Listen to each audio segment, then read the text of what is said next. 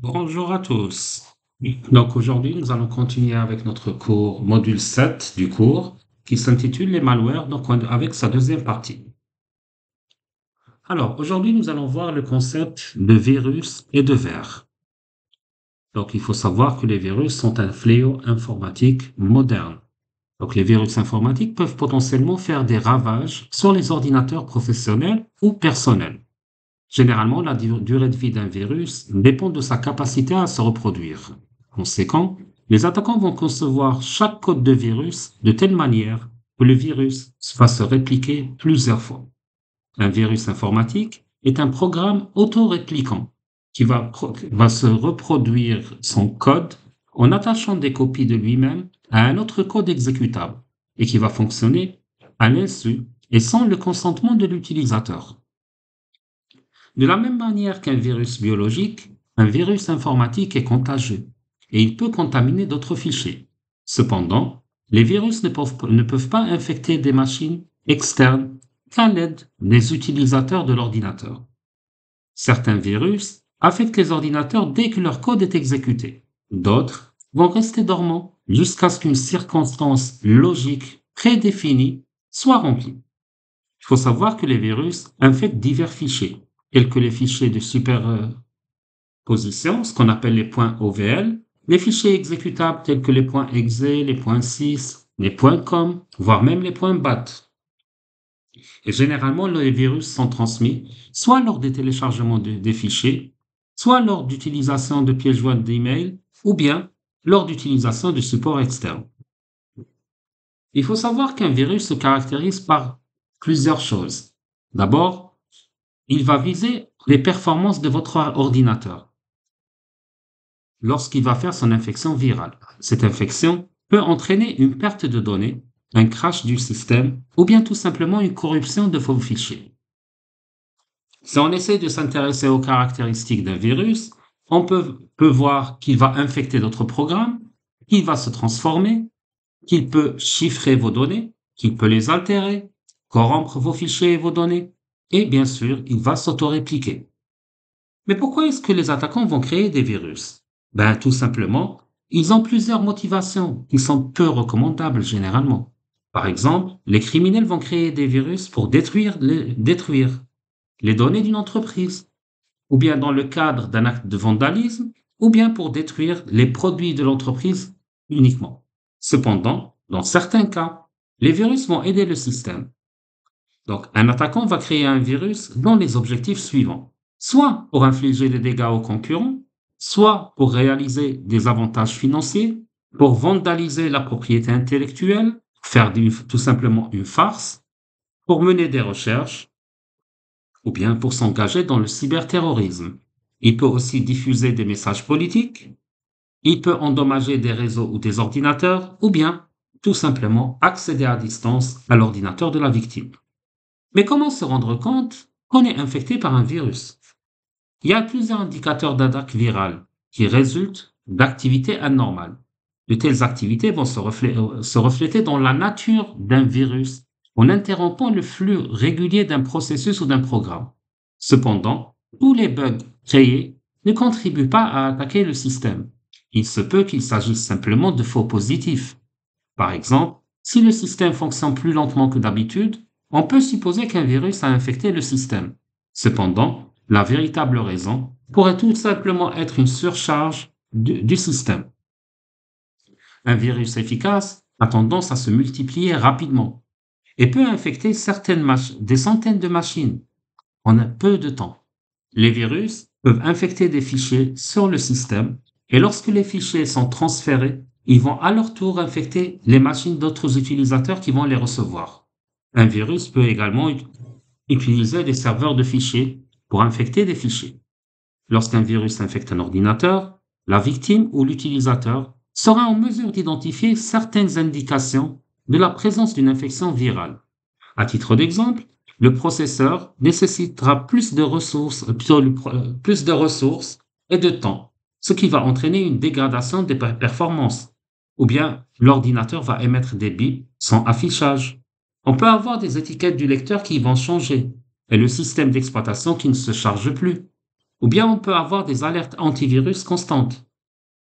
L'ordinateur peut friser fréquemment et on va rencontrer des erreurs de type BSOD. Ou bien les fichiers et les ordinateurs seront manquants. Ou bien on va voir des activités suspectes sur le disque. Donc votre disque dur va travailler sans arrêt. Ou bien on va avoir des fenêtres de navigation qui se figent. Ou bien on aura des messages qui vont signaler un manque d'espace de stockage. Ou tout simplement, on va avoir des publicités indésirables et des fenêtres pop-up qui vont apparaître à tout bout de champ. Généralement, un virus a un cycle de vie, comme tout autre programme. Alors, au départ, nous parlerons de conception. C'est la phase durant laquelle on va développer le code viral à l'aide de langage de programmation, tout simplement de kits de construction. Ensuite, nous avons la phase de réplication. Durant cette phase, le virus va se répliquer pendant un certain temps au sein du système cible, puis il va se propager lui-même. Ensuite, nous avons la phase de lancement. Durant cette phase, le virus est activé lorsque l'utilisateur va effectuer des actions spécifiques, telles que l'exécution d'un programme infecté. Évidemment, après un certain temps, on arrivera à la phase de détection, durant laquelle le virus est identifié comme étant une menace infectant le système cible. Après la détection, il y aura la phase d'incorporation, où les développeurs de logiciels antivirus vont assimiler les défenses contre ce virus. Et pour finir, nous aurons la phase d'exécution de la routine de dégâts, où les utilisateurs vont installer des mises à jour antivirus et éliminer les virus, les menaces. Maintenant, un virus peut attaquer le système d'un autre cible en utilisant diverses méthodes. Il peut s'attacher à des programmes et se transmettre à d'autres programmes à travers des événements spécifiques. Les virus ont généralement besoin de tels événements, car ils ne peuvent pas démarrer automatiquement, infecter du matériel ou se transmettre à l'aide de fichiers non exécutables. Généralement, les événements déclencheurs et les attaques directes peuvent provoquer l'activation d'un virus et infecter le système cible lorsque l'utilisateur déclenche des pièces jointes reçues par courrier électronique, des sites web, des publicités malveillantes, des flashcards, des fenêtres contextuelles, etc. Le virus peut alors attaquer le programme intégré du système, les logiciels antivirus, les fichiers de données, les paramètres de démarrage du système, etc. Les virus comportent généralement deux phases, la phase d'infection et la phase d'attaque. Durant la phase d'infection, les programmes modifiés par une infection virale peuvent permettre aux fonctionnalités virales de s'exécuter sur le système. Le virus va infecter le système cible après son déclenchement et devient actif lors de l'exécution de programmes infectés, car le code du programme mène au code du virus. Les deux facteurs les plus importants dans la phase d'infection d'un virus sont les suivants. D'abord, la méthode d'infection, ensuite, la méthode de propagation. Un virus infecte un système dans l'ordre suivant. D'abord, il va se charger en mémoire et rechercher un exécutable sur le disque. Une fois que c'est fait, il va ajouter du code malveillant à un programme légitime, sans l'autorisation ou le consentement de l'utilisateur. Ensuite, l'utilisateur qui n'est pas au courant du remplacement va lancer le programme infecté. L'exécution de ce programme infecté va infecter à son tour d'autres programmes du système. Le cycle qui vient d'être décrit se produira jusqu'à ce que l'utilisateur se rende compte qu'il y a une anomalie sur son système. Apparemment, l'utilisateur déclenche et exécute sans le savoir le virus pour qu'il puisse fonctionner. Il existe de nombreuses manières d'exécuter des programmes pendant que l'ordinateur est en marche. Par exemple, si l'utilisateur installe un outil logiciel, le programme d'installation va appeler divers sous-programmes intégrés lors de l'extraction. Si un programme antivirus existe déjà, il peut être activé avec ce type d'exécution. Et le virus peut également infecter des programmes d'installation supplémentaires. Les virus spécifiques infectent de différentes manières. Par exemple, un virus de fichier va infecter en s'attachant à un programme d'application système exécutable. Les cibles potentielles des infections virales sont les suivants: les codes sources, les fichiers batch et les fichiers de script.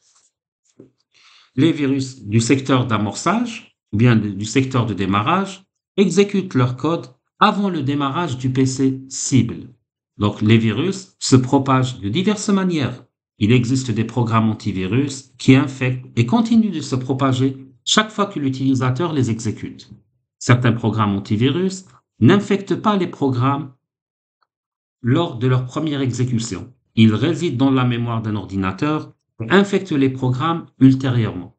Tels programmes attendent qu'un événement déclencheur spécifié se propage ultérieurement. Il est donc difficile de reconnaître quel événement pourrait déclencher l'exécution d'un virus dormant. Comme illustré dans la figure que vous voyez, l'entête du fichier .exe, lorsqu'il est déclenché, exécute et démarre l'exécution de l'application.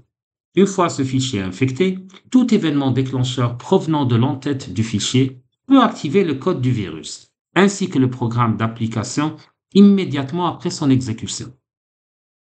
Les méthodes les plus courantes par lesquelles le virus se propage sont les suivantes. D'abord, nous avons les fichiers infectés, nous avons les services de partage de fichiers, les DVD et tout autre support de stockage, les pièces jointes et les téléchargements malveillants. La deuxième phase, qui est la phase d'attaque, donc une fois que le virus s'est propagé dans le système cible, il va commencer à corrompre les fichiers et les programmes du système hôte. Certains virus peuvent déclencher et corrompre le système hôte uniquement après l'activation de l'événement déclencheur. Certains virus ont des bugs qui se répliquent en effectuant des activités telles que la suppression de fichiers et l'augmentation de la durée de session. Les virus ne corrompent leur cible qu'après s'être propagés comme prévu par leurs développeurs. La plupart des virus qui attaquent le système cible effectuent les actions suivantes. D'abord, supprimer les fichiers et modifier le contenu des fichiers de données, ralentissant ainsi le système. Ensuite, ils effectuent les tâches non liées aux applications telles que jouer de la musique ou bien créer des animations. La figure que vous voyez montre deux fichiers A et B. Avant l'attaque, les deux fichiers sont localisés l'un après l'autre de manière ordonnée. Une fois qu'un code de virus infecte le fichier, il va modifier la position des fichiers placés consécutivement, ce qui entraînera une inexactitude dans l'allocation des fichiers et provoquera un ralentissement du système lorsque l'utilisateur tente de récupérer les fichiers. En phase d'attaque, le virus s'exécute lors du déclenchement d'événements spécifiques. Certains virus s'exécutent en se corrompant via des programmes de bugs intégrés après avoir été stockés dans la mémoire de l'hôte. Et les virus les plus récents et les plus avancés vont dissimuler leur présence et n'attaquent qu'après s'être complètement propagés à travers leurs hôtes. Comment l'ordinateur est-il infecté par un virus? Il faut savoir que pour infecter un système, un virus doit d'abord y pénétrer. Une fois que l'utilisateur télécharge et installe le virus à partir de n'importe quelle source et sous n'importe quelle forme, il se réplique sur d'autres programmes. Ensuite, le virus peut infecter l'ordinateur de diverses manières, notamment en téléchargeant. Ça veut dire que l'attaquant va intégrer les virus dans des logiciels populaires et il va les uploader sur les sites web destinés au téléchargement. Donc, lorsqu'un utilisateur télécharge sans le savoir ce logiciel infecté et l'installe, le système est infecté. Il peut aussi le propager via des pièces jointes aux emails, via des logiciels piratés, ou bien en générant des échecs lors de l'installation d'un logiciel de sécurité. Donc, avec l'augmentation des paramètres de sécurité, les attaquants conçoivent de nouveaux virus. Donc, ne pas installer le dernier logiciel antivirus ou le mettre à jour régulièrement peut exposer le système informatique à des attaques de virus. Aussi, on peut propager des virus via des mises à jour de logiciels. Ça veut dire, si les correctifs n'ont pas été installés régulièrement et correctement et surtout n'ont pas été installés à partir de sources fiables. On peut le faire aussi via le navigateur, via le pare-feu si on désactive évidemment le pare-feu, en cliquant sur des pop-up par erreur ou bien sur des fenêtres contextuelles suspectes, via des supports amovibles tels que des clés USB, des lecteurs de cartes, voire même des CD ou des DVD. Il peut se propager aussi via des accès réseau, voire même via des opérations de sauvegarde et de restauration. Parce qu'on peut effectuer une sauvegarde d'un fichier infecté. Donc, lors de la restauration, on va restaurer le fichier infecté avec le virus qu'il contient. Ou bien, il peut se propager via des publicités en ligne malveillantes ou tout simplement via les médias sociaux. Il faut savoir que Les virus informatiques sont des programmes malveillants, comme on le dit depuis tout à l'heure, qui visent à obtenir un accès non autorisé à un système cible. Ainsi, ils vont compromettre la sécurité du système ainsi que ses performances. Pour qu'un virus puisse corrompre un système, il doit d'abord associer son code à un code exécutable. Il est important de comprendre comment les virus s'ajoutent au code de l'autre cible et comment ils choisissent d'agir sur le système cible. Il faut savoir que les virus sont classés en catégories selon leur fonctionnement et leur cible. On distingue plus de 20 types de virus. On va essayer de présenter ensemble maintenant les plus importants. Alors, on va commencer par les virus système ou les virus de secteur de boot. Alors, l'une des cibles les plus courantes des virus est les secteurs de boot ou bien les secteurs système, qui comprennent le Master Boot Record, ce qu'on appelle le MBR, et le secteur DOS Boot, Record System. Donc, un système d'exploitation exécute du code dans ces zones lors de son démarrage. Chaque disque possède une sorte de secteur système. Les MBR sont les zones les plus sujettes au virus, car si le MBR est corrompu, toutes les données seront perdues. Le secteur de démarrage DOS s'exécute également lors du démarrage du système. Il s'agit d'un point d'attaque crucial pour les virus. Le secteur système ne comprend que 512 octets d'espace disque. Par conséquent, les virus du secteur système cachent leur code dans un autre espace du disque. Les principaux vecteurs de virus du système ou du secteur de démarrage sont les pièces jointes au courrier électronique et les supports amovibles tels que les lecteurs USB. Ces virus résident en mémoire. Certains de ces virus se propagent également via des fichiers infectés. On les appelle des virus multipartites. Un virus du secteur de démarrage déplacera le MBR vers un autre emplacement du disque dur et va se copier dans l'emplacement d'origine du MBR. Donc lorsque le système démarre, c'est le code du virus qui va s'exécuter d'abord, puis le contrôle passera au MBR d'origine. Généralement, si on essaie de supprimer ces virus, donc il faut savoir que c'est pas aussi évident que ça, car ils vont créer l'illusion qu'il n'y a aucun virus sur le système. Une façon de lutter contre ces virus consistera à utiliser le système d'exploitation. Si on prend l'exemple de Windows, donc il va falloir éviter Windows et passer à Linux ou bien vers un Mac, car Windows est beaucoup plus sujet à de telles attaques. Linux et Mac disposent de mesures de protection intégrées contre ces virus. L'autre approche consiste à effectuer périodiquement des vérifications antivirus. La deuxième catégorie, c'est ce qu'on appelle les virus de fichiers. Un virus de fichier va infecter les fichiers exécutables ou interprétés dans le système tels que les fichiers .com, .exe, .sys, OVL, OBJ, PRG, MNU et BOOT. Donc les virus de fichiers peuvent être des virus à action directe, donc c'est des virus non résidents, ou bien c'est des virus résidents en mémoire. Alors, les virus de fichiers vont insérer leur code dans le fichier d'origine et vont infecter les fichiers exécutables. Ces virus sont nombreux, quoique rares, ceux qui persistent. Ils affectent de diverses manières et se retrouvent dans de nombreux types de fichiers. Il faut savoir que le type de virus de fichier le plus courant fonctionne en identifiant le type de fichier qu'il veut infecter et le plus facilement, tels que les fichiers .com ou les fichiers .exe. Pendant l'exécution du programme, le virus s'exécute parallèlement au fichier infecté afin d'infecter davantage de fichiers. Donc, écraser un virus n'est pas facile, car les programmes écrasés ne fonctionnent plus correctement. Ces virus ont tendance à être détectés immédiatement avant d'insérer leur code dans un programme.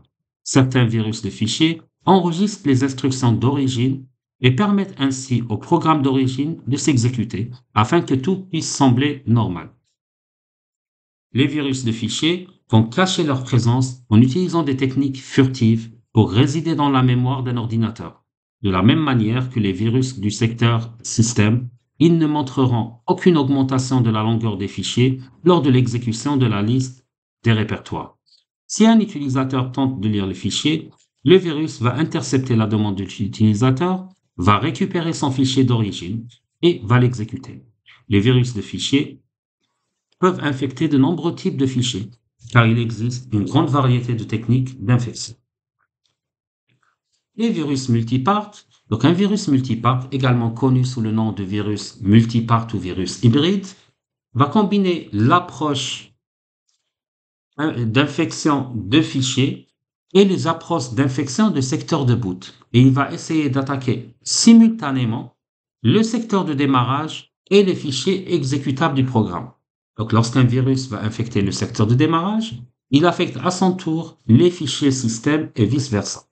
Ce type de fichier va réinfecter un système à plusieurs reprises s'il n'est pas entièrement supprimé de la machine. Parce que généralement, on a tendance à le supprimer des fichiers, mais on ne fait pas attention au secteur de boot. Donc, dès qu'on redémarre la machine, il va réinfecter l'ensemble des fichiers. Alors, une catégorie qui est bien connue par les utilisateurs de la famille Office, c'est les virus macro. Donc, un virus macro va infecter toute la famille Office ou les applications similaires en effectuant automatiquement une séquence d'actions après le déclenchement d'une application. La plupart des virus macro sont écrits à l'aide de langage macro Visual Basic pour les applications VBA.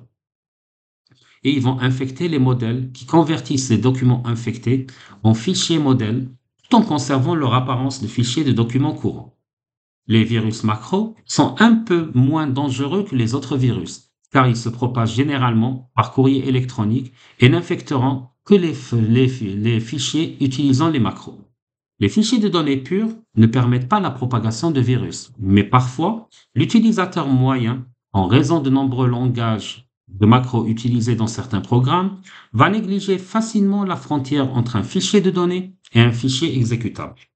Dans la plupart des cas, simplement pour faciliter la tâche de l'utilisateur, la frontière entre un fichier de données et un programme va commencer à s'estomper. Et là, c'est là que les macros, par défaut, sont configurés pour s'exécuter automatiquement à chaque fois que le fichier de données est chargé. Les auteurs de virus peuvent exploiter des programmes universels dotés de fonctionnalités macro, tels que Word, Excel et d'autres programmes Office. Donc, les fichiers d'aide Windows peuvent également contenir du code macro. Alors, les virus de cluster. Alors, il faut savoir que ce type de virus va infecter les fichiers sans modifier leur contenu et sans implanter de fichiers supplémentaires. Ils vont tout simplement enregistrer le code du virus sur le disque dur et vont écraser le pointeur dans l'entrée du répertoire, de telle manière à ce qu'il dirige un point de lecture du disque vers le code du virus au lieu de pointer vers le programme lui-même. Même si ces modifications peuvent affecter tous les programmes, une seule copie du virus va exister sur le disque. Donc, si le virus infecte la mémoire, il va contrôler l'accès à la structure des répertoires sur le disque. Maintenant, souvent la victime, qu'est-ce qu'elle va faire? Elle va essayer de démarrer à partir d'une clé USB propre et va exécuter des utilitaires tels que chk disk. Cet utilitaire va signaler un problème grave avec les fichiers. Pourquoi? Parce qu'il va voir qu'il y a une erreur sur les pointeurs. Ces utilitaires vont proposer généralement de corriger le problème. Mais faites très attention, il ne faut jamais accepter ce type de correction. Car les virus qui a déjà infecté tous les fichiers est exécutable va entraîner la perte du contenu original. Et tous les fichiers peuvent apparaître comme ayant la même taille après l'exécution de la correction de l'utilitaire. Vous allez non seulement perdre toutes vos données, mais en plus, le virus sera toujours là et va infecter d'autres fichiers. Alors, les virus furtifs ou bien les virus utilisant le tunneling. Il faut savoir que les virus tentent toujours de s'échapper et de se cacher des programmes antivirus. Et ceci en modifiant et en corrompant activement les interruptions des appels de service pendant leur exécution. Donc, le code du virus va remplacer les demandes d'exécution d'opérations par rapport à ces interruptions d'appels de service. Un virus furtif va se cacher du logiciel antivirus en masquant la taille d'origine du fichier ou en se plaçant temporairement sur un autre lecteur système, remplaçant ainsi le fichier infecté par le fichier non infecté stocké sur le disque dur. De plus, un virus furtif cache les modifications qu'il effectue. Il prend le contrôle des fonctions du système qui lise les fichiers ou les secteurs du système. Lorsqu'un autre programme demande des informations déjà modifiées par le virus furtif va transmettre ces informations au programme demandeur. Ce virus réside également en mémoire. Donc, pour éviter d'être détectés, les virus prennent toujours le contrôle des fonctions du système et les utilisent pour masquer leur présence. L'un des vecteurs de virus furtifs est le rootkit. L'installation d'un rootkit entraîne de telles attaques de virus car un cheval de Troie installe le rootkit et est ainsi capable de cacher tout type de malware. Généralement, pour supprimer ces virus, il faut effectuer toujours un démarrage à froid, donc démarrer à partir d'un lecteur externe qui est protégé évidemment en écriture. N'utilisez jamais de commandes DOS telles que fdisk pour réparer les fichiers et les virus. Plutôt utilisez un logiciel antivirus. Alors, les virus de cryptage. Alors, un virus de cryptage ou un virus CryptoLocker va pénétrer dans le système cible via des logiciels gratuits, des shareware, des codecs, des fausses publicités, des torrents, des spams ou tout simplement par courrier électronique. Ce type de virus consiste en une copie cryptée du virus et un module de décryptage. Le module de décryptage reste constant, tandis que le cryptage va utiliser des clés différentes, comme on le voit au niveau de la figure. Donc, une clé de cryptage se composera d'un module de décryptage et d'une copie cryptée du code qui crypte le virus. Lorsque l'attaquant injecte le virus dans la machine cible, le décrypteur s'exécutera et déchiffrera d'abord le corps du virus. Ensuite, le corps du virus s'exécute et se réplique ou devient résident sur la machine cible. Le processus de réplication est accompli avec succès à l'aide du chiffreur. Chaque fichier infecté par un virus utilisera une clé différente pour le cryptage. Ces virus utilisent généralement le XOR sur chaque octet avec une clé aléatoire. La technique de décryptage utilisée est X, où chaque octet avec une clé aléatoire est généré et enregistré par le virus racine. Les virus de chiffrement vont bloquer l'accès aux machines cibles ou offrent aux victimes un accès limité au système. Ils utilisent le cryptage pour se cacher des antivirus, modifiant ainsi leur signature. L'analyseur de virus ne peut pas les détecter à l'aide de leur signature, mais il pourra toujours détecter le module de décryptage grâce à sa signature, vu qu'il ne va pas changer. Nous avons aussi ce qu'on appelle les sparse infector virus. Alors, pour propager l'infection, ces virus tentent généralement de se cacher des programmes antivirus. Donc, les virus infectieux clairsemés vont infecter moins souvent et tenteront de minimiser la probabilité de leur découverte. Donc, ils vont privilégier la survie à la réplication. Donc, ces virus n'infectent qu'occasionnellement lorsque certaines conditions sont remplies. Ils vont infecter uniquement les fichiers dont la longueur se situe dans une plage étroite. Ces virus fonctionnent selon deux approches. D'abord, ne se répliquent qu'occasionnellement, par exemple tous les 10 programmes exécutés ou bien à un jour particulier de la semaine, et ils vont déterminer le fichier à infecter en fonction de certaines conditions. Par exemple, ils vont infecter les fichiers cibles d'une taille minimale de 128 kg. Alors, l'image que vous voyez ici vous montre tout simplement le fonctionnement d'un virus, ce qu'on appelle un sparse virus. Donc, l'attaquant a envoyé un virus à la machine cible et définit un appel de réveil, donc un événement déclencheur, pour que le virus s'exécute le 15 de chaque mois. Cette stratégie rend difficile la détection du virus par le programme antivirus, permettant ainsi à notre virus d'infecter avec succès la machine cible.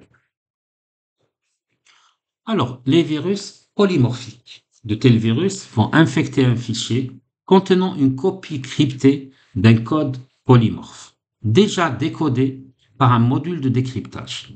Donc, les virus polymorphes vont modifier leur code à chaque réplication pour éviter d'être détectés. Pour ce faire, ils modifient le module de cryptage et la séquence d'instructions. Les mécanismes polymorphiques utilisent des générateurs de nombres aléatoires dans leur implémentation. Pardon. Donc, le rôle du moteur de mutation est d'activer le code polymorphe. Le mutator, qui est le moteur de mutation, va fournir une séquence d'instructions qu'un antivirus peut utiliser pour optimiser un algorithme de détection approprié. Un code polymorphe va empêcher les professionnels de l'antivirus d'accéder au code. Un simple vérificateur d'intégrité peut détecter la présence d'un virus polymorphe dans le disque du système. Donc, un virus polymorphe va se composer de 3 composants essentiels. D'abord, le code viral crypté, la routine de décryptage et le moteur de mutation. La fonction de la routine de décryptage est de décrypter le code du virus. Il décrypte le code seulement après avoir pris le contrôle de l'ordinateur. Le moteur de mutation, quant à lui, va générer des routines de décryptage aléatoires. Ces routines de décryptage vont varier à chaque fois que le virus va infecter un nouveau programme. Le virus polymorphe chiffre à la fois le moteur de mutation et le code du virus. Lorsque l'utilisateur exécute le programme infecté par un virus polymorphe, la routine de décryptage prendra le contrôle total du système. Après quoi, elle décrypte le code du virus et le moteur de mutation. Ensuite, la routine de décryptage transfère le contrôle du virus au système. Il localise un nouveau programme à infecter. Dans la mémoire vive, RAM, le virus va créer une réplique de lui-même ainsi que du moteur de mutation. Ensuite, le virus va demander au moteur de mutation crypté de générer une nouvelle routine de décryptage aléatoire capable de décrypter le virus. Ici, notre virus va crypter de nouvelles copies du code du virus et du moteur de mutation. Ainsi, ce virus ainsi que le code viral nouvellement chiffré et le moteur de mutation chiffré ajoute la nouvelle routine de décryptage à un nouveau programme, poursuivant ainsi le processus. Donc, les virus polymorphes exécutés sur les systèmes cibles sont plus difficiles à détecter en raison du cryptage du corps du virus et du changement dans la routine de décryptage à chaque fois que les virus vont infecter de nouvelles cibles. Il est difficile pour les antivirus d'identifier ces virus car il n'y a pas deux infections identiques. Alors, on arrive maintenant vers les virus métamorphiques. Alors, les virus métamorphiques sont programmés de telle sorte qu'ils réécrivent complètement chaque fois qu'ils infectent un nouveau fichier exécutable. Ces virus sont sophistiqués et utilisent des moteurs métamorphiques pour leur exécution. Le code métamorphique se reprogramme. Il est traduit en code temporaire, une nouvelle variante du même virus, mais avec un code différent à chaque fois. Puis ils sont reconvertis en code original. Cette technique, dans laquelle l'algorithme d'origine reste intact, est utilisée pour éviter la reconnaissance de forme par les logiciels antivirus. Les virus métamorphiques sont plus efficaces que les virus polymorphiques. La transformation des corps viraux va du simple au complexe selon la technique utilisée. Certaines techniques utilisées pour métamorphoser les virus sont les suivantes. D'abord, nous avons les désassembleurs, les extenseurs, les permutateurs et les assembleurs. Les corps du virus sont transformés selon les étapes suivantes. D'abord, on insère du code inerte, donc c'est un code qui ne sert à rien. On va remodeler les expressions. On va rajouter des instructions de réapprovisionnement. On va modifier les noms des variables. On va crypter le code du programme et on va modifier la structure de contrôle du programme. Alors, on arrive à une autre famille ou catégorie de virus qu'on appelle les overwriting file or cavity virus. Alors, il faut savoir que certains programmes contiennent des espaces vides. Donc, les virus de cavité, également appelés remplisseurs d'espace, vont écraser une partie du fichier hôte avec une constante. Généralement, c'est la variable nulle, sans augmenter la longueur du fichier, tout en préservant ses fonctionnalités. Le maintien d'une taille de fichier constante lors de l'infection permettra au virus d'éviter d'être détecté pour la simple raison que les tailles n'ont pas changé. Les virus de cavité sont rarement détectés en raison de l'indisponibilité des hôtes et de la complexité du code. Une nouvelle conception d'un fichier Windows, appelé PE, pour Portable Executable, améliore la vitesse du chargement des programmes. Cependant, il laisse un vide particulier dans le fichier lors de son exécution qui va être utilisé par les virus de cavité pour qu'ils puissent s'y insérer. Alors, nous avons aussi ce qu'on appelle les virus compagnons ou bien les virus de camouflage. Alors, un virus compagnon va se stocker sous le même nom que le fichier plutôt que le fichier programme cible. Donc, le virus va infecter l'ordinateur lors de l'exécution du fichier et va modifier les données du disque dur. Donc, les virus compagnons utilisent le DOS pour exécuter les fichiers comme avant l'exécution des fichiers exe. Donc, le virus va installer un fichier .com identique et va infecter le fichier .exe. C'est ce qui se passe. Alors, supposons qu'un virus compagnon s'exécute sur le PC et décide qu'il est temps d'infecter un fichier. Il regarde autour de lui et trouve un fichier appelé notepad.exe. Il va créer maintenant un fichier appelé notepad.com contenant le virus. Le virus place généralement ce fichier dans le même répertoire que le fichier notepad.exe. Cependant, il peut également le placer dans n'importe quel autre répertoire ou chemin DOS. Donc, si vous tapez Notepad et appuyez sur Entrée, DOS exécutera par défaut notepad.com au lieu d'exécuter notepad.exe. Il faut savoir que c'est une propriété système dans laquelle on exécute d'abord le .com, ensuite le .exe, puis on passe vers le .bat pour les fichiers qui ont le même nom. S'il se trouve dans le même dossier, évidemment. Ensuite, le virus va s'exécuter. Il va infecter éventuellement davantage de fichiers, puis il va se charger et exécuter notepad.exe. L'utilisateur ne remarquerait probablement pas que quelque chose ne va pas, parce que le fichier qu'il a exécuté s'est lancé. Donc, il est facile de détecter un virus compagnon simplement par la présence de fichiers .com supplémentaires sur notre système. Donc, ça peut être tout simplement une détection visuelle. Alors, il faut savoir aussi que nous avons toujours dans les fichiers compagnons, donc on peut avoir des infections de type shell. Alors, le code du virus shell va former une coque autour du code du programme hôte cible, devenant ainsi le programme d'origine avec le code host comme sous-programme. Presque tous les virus des programmes de démarrage sont de type virus shell. Donc, si vous voyez ici, nous avions le programme d'origine. Après l'infection, notre code de virus va s'étaler de là jusque là et il va rester à l'intérieur du programme d'origine. On arrive maintenant vers ce qu'on appelle les fat viruses. Alors, un virus fat, c'est tout simplement un virus qui va attaquer la table d'allocation de fichiers, ce qu'on appelle le File Allocation Table, d'où le nom fat virus. Donc, en attaquant la FAT, le virus peut causer de graves dommages à un ordinateur. Les virus FAT peuvent fonctionner de différentes manières. Certains sont conçus pour s'intégrer dans des fichiers afin que lorsque la FAT accède au fichier, le virus va s'auto-déclencher. D'autres peuvent s'attaquer directement à la table d'allocation de fichiers. Beaucoup sont conçus pour écraser les fichiers ou les répertoires et le matériel présent sur l'ordinateur peut être perdu définitivement. Si un virus FAT est suffisamment puissant, il peut rendre un ordinateur inutilisable en plus de détruire l'ensemble des données qu'il contient, obligeant ainsi l'utilisateur à formater sa machine. Essentiellement, un virus FAT va détruire l'index, rendant ainsi impossible la localisation des fichiers par un ordinateur. Le virus peut se propager aux fichiers lorsque la FAT tente d'y accéder. Corrompant éventuellement l'ensemble de l'ordinateur, les virus FAT se manifestent souvent sous la forme de fichiers corrompus.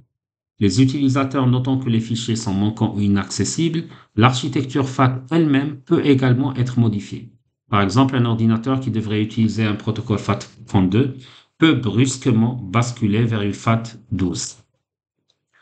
Maintenant, on arrive vers les bombes logiques. Une bombe logique est un virus déclenché par une réponse à un événement, tel que par exemple le lancement d'une application ou l'atteinte d'une date ou d'une heure spécifique, ou tout simplement une logique qui a déjà été préprogrammée pour exécuter le déclencheur. Par exemple, les cybercriminels utilisent des logiciels espions pour installer secrètement des enregistreurs de frappe sur votre machine. Le keylogger peut capturer les frappes du clavier, tels que les noms d'utilisateurs et les mots de passe. La bombe logique est conçue pour attendre que vous visitiez par exemple un site web qui vous demande de vous connecter avec vos identifiants, comme un site bancaire ou un réseau social. Par conséquent, la bombe logique sera déclenchée pour exécuter le keylogger capturer vos identifiants et les envoyer à un attaquant distant. Lorsqu'une bombe logique est programmée pour s'exécuter à une date précise, on parlera de bombe à retardement. Les bombes à retardement sont généralement programmées pour exploser lorsque des dates importantes sont atteintes, par exemple comme la Noël, la Saint-Valentin. On arrive maintenant vers les Web Scripting Virus. Alors, un virus de script web est tout simplement un type de vulnérabilité qui viole la sécurité de votre navigateur web via un site web. Cela va permettre aux attaquants d'injecter des scripts côté client dans la page web. Il peut contourner les contrôles d'accès et voler des informations sur le navigateur web. Les virus de script web sont généralement utilisés pour attaquer des sites à forte population, tels que les sites de réseaux sociaux, d'avis d'utilisateurs et de courriers électroniques. Les virus de type script web peuvent se propager légèrement plus rapidement que les autres virus. Une version typique des virus de script web est le DDoS. Il a le potentiel d'envoyer du spam, d'endommager les données et de frauder les utilisateurs. Il existe deux types de virus de script web, non persistants et ceux qui sont persistants. Les virus non persistants vous attaquent à votre insu. Dans le cas d'un virus persistant, vos cookies sont directement volés et l'attaquant peut détourner votre session, ce qui lui permet de se faire passer pour vous et de causer de graves dommages. Maintenant, comment prévenir ce type de virus? Il faut savoir que le meilleur moyen de prévention de ces virus et exploits consiste à valider en toute sécurité les entrées HTML non fiables, à renforcer la sécurité des cookies et à désactiver les scripts et à utiliser des services d'analyse tels qu'un programme antivirus avec une protection en temps réel pour votre navigateur web. Il est également avantageux d'éviter les sites web inconnus et d'utiliser Word of Trust pour garantir la sécurité d'un site. Vous remarquerez, si vous êtes infecté par un virus de script web, si vos recherches sont liées ailleurs ou si l'arrière-plan ou la page d'accueil change. L'ordinateur fonctionne lentement avec et les programmes peuvent se fermer de manière aléatoire. Le navigateur moderne dispose de modules complémentaires tels que AdBlock Plus qui permettent aux utilisateurs d'empêcher le chargement intempestif du script. On arrive enfin aux email viruses. Alors, un virus de courrier électronique fait référence à un code informatique qui vous est envoyé sous forme de pièce jointe à un courrier électronique et qui, s'il est activé, entraînera des effets inattendus et généralement nuisibles tels que la destruction de fichiers spécifiques sur votre disque dur et l'envoi de la pièce jointe par courrier électronique à tout le monde dans votre carnet d'adresses. Les virus de courrier électronique effectuent une grande variété d'activités, depuis la création de fenêtres contextuelles jusqu'au blocage des systèmes ou au vol de données personnelles. Ces virus varient également en termes de présentation. Par exemple, l'expéditeur d'un virus de courrier électronique peut être inconnu d'un utilisateur ou d'une ligne d'objets peut être rempli d'absurdités. Dans d'autres cas, un pirate informatique peut astucieusement déguiser un email pour donner l'impression qu'il provient d'un expéditeur fiable connu. Afin d'éviter les attaques de virus par courrier électronique, vous ne devez jamais ouvrir ou double-cliquer sur les pièces jointes d'un courrier électronique, à moins de savoir qui l'a envoyé et ce que contient la pièce jointe. De plus, vous devez installer et utiliser des logiciels antivirus pour analyser toute pièce jointe avant de l'ouvrir. On arrive vers ce qu'on appelle les Armored Virus. Alors, les virus blindés sont des virus conçus pour confondre ou tromper les systèmes antivirus déployés afin de les empêcher de détecter la source réelle de l'infection. Ces virus empêchent les programmes antivirus de retracer la source réelle de l'attaque.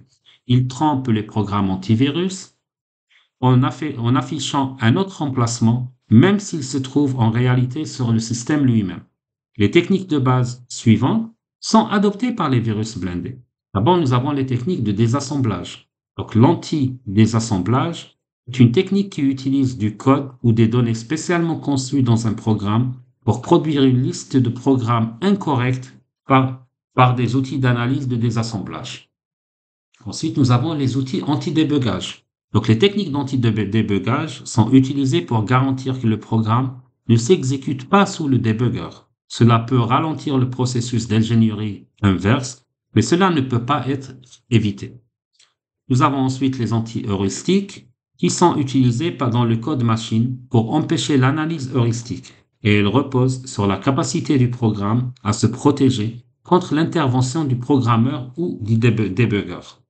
Nous avons aussi des techniques anti-émulation. Donc, les techniques anti-émulation sont utilisées pour éviter l'analyse dynamique en prenant les empreintes digitales de l'environnement du système émulé. Ils peuvent également protéger la propriété intellectuelle contre l'ingénierie inverse assistée par émulateur. Pour finir, nous avons les techniques anti-gout. Alors, ces techniques utilisent les règles heuristiques pour détecter d'éventuels fichiers gout, tels qu'un virus qui ne peut pas infecter un fichier s'il est trop petit, s'il contient une grande quantité d'instructions qui lui demandent de ne rien faire. Les virus anti-gout nécessitent plus de temps pour être analysés. Enfin, nous avons ce qu'on appelle les add-on viruses. Alors, c'est des virus complémentaires qui ajoutent leur code au code host sans apporter aucune modification à ce dernier ou déplacent le code host pour insérer leur code tout à fait au début. Nous avons les virus intrusifs. Les virus intrusifs vont écraser totalement ou partiellement le code host avec leur code viral. Ensuite, nous avons les virus à action directe ou transitoire. Ce sont des virus qui transfèrent tous les contrôles du code host là où il réside dans la mémoire. Ils sélectionnent le programme cible à modifier et vont le corrompre. La durée de vie d'un virus transitoire est directement proportionnelle à la vie de son host. Par conséquent, le virus transitoire ne s'exécute qu'à l'exécution de son programme attaché et se termine à la fin de son programme attaché. Au moment de l'exécution, le virus peut se propager à d'autres programmes. Ce virus est transitoire ou direct car il n'agit que pendant une courte période et se dirige directement vers le disque pour rechercher les programmes à infecter. Pour finir, nous allons voir ce qu'on appelle les Terminate and State Resident Virus. Alors, un virus de ce type réside en permanence dans la mémoire de la machine cible pendant toute la session de travail, même après l'exécution et à la fin du programme de l'hôte cible. Le virus TSR, pour Terminate and State Resident, reste en mémoire et exerce donc un certain contrôle sur le processus. En général, ce virus incorpore des vecteurs d'interruption dans son code, de sorte que lorsqu'une interruption se produit, le vecteur dirigera l'exécution vers le code TSR. Si le virus TSR infecte le système, l'utilisateur doit redémarrer le système pour supprimer le virus sans laisser de traces. Les étapes suivantes sont généralement utilisées par un virus TSR pour infecter les fichiers. D'abord, il prendra le contrôle du système. Il attribue une partie de la mémoire à son code. Il va transférer et s'activer dans la partie allouée de la mémoire. Il accroche l'exécution du flux de code à lui-même et commence la réplication pour infecter les fichiers. Il est clairement évident que vous ne trouverez jamais un type de virus qui correspond à un de ces types. Généralement, les virus qui existent sur les systèmes sont des virus qui vont utiliser une combinaison de tout ce qu'on vient de voir maintenant. Sur ce, je vous dis bonne fin de journée ou bien bonne soirée. On se retrouvera incessamment pour la prochaine partie de ce cours.